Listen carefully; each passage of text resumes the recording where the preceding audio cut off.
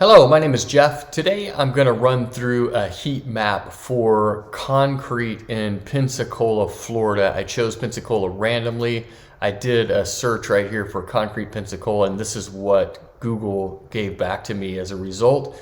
Zerber concrete 43 reviews came up first. You see this Google justification down here. This is our go-to concrete place from now on, and a couple of others have justifications here with the reviews, and then one down here has this one with provides concrete services. So that's how Google is showing the ones that are most relevant to this search, concrete Pensacola. So Zerber comes up first, has 43 reviews. So what I did was I took this Google My Business listing and I ran a heat map. So this is what the heat map for Zerber concrete looks like with the keywords concrete patio. As you can see around Pensacola, they're in first position within the entire central area, and they have a few geolocations here that are in second place, and then as it goes further east over here, they get into the 3s, 4s, and 5s. Still really solid representation across the city. I'm going to guess that they probably have the best average in the city, but I'm going to take a look at that right now. And yes, I am correct. Zerber concrete has an average of second position across the entire area that I searched.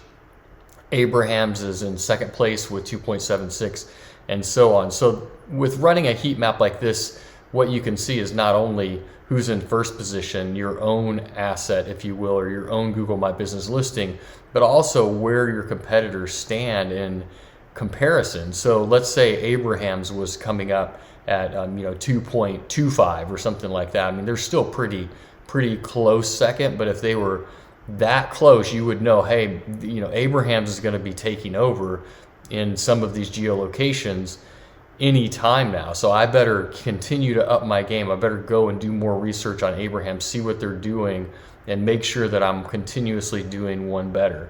So when I look at the Zerber concrete GMB, actually, sometimes it comes up like this where it shows in a location where it's out in the middle of nowhere. I'm not sure why it does that, but at the end of the day, it's showing me the right Google My Business listing. It shows me they have 43 5-star reviews. Now here's the interesting thing is they do not have a website attached to their Google My Business listing. They have a Facebook page.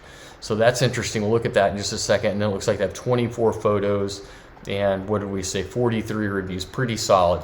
So when I go to this Facebook page, interesting, they have 21 5-star reviews on the Facebook page. So I think that's an interesting way to get a website, if you will, or some kind of like a URL attached to the Google My Business listing. I'm not sure that I've ever seen a successful GMB with a Facebook attached. Now that might be just an anomaly based on the location in Pensacola, based on competition, or like I said, it's the only one I've ever seen that's ranking that highly. Doesn't look like it's that active. It's been about a year and a half since they've even posted anything on it.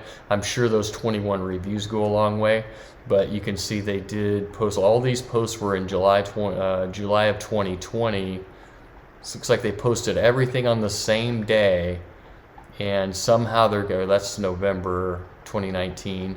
Posted a bunch of stuff in July 2020. Anyway, it just gives you an idea. Like, they're not even really managing this page and keeping it up to date. How do you get to these reviews?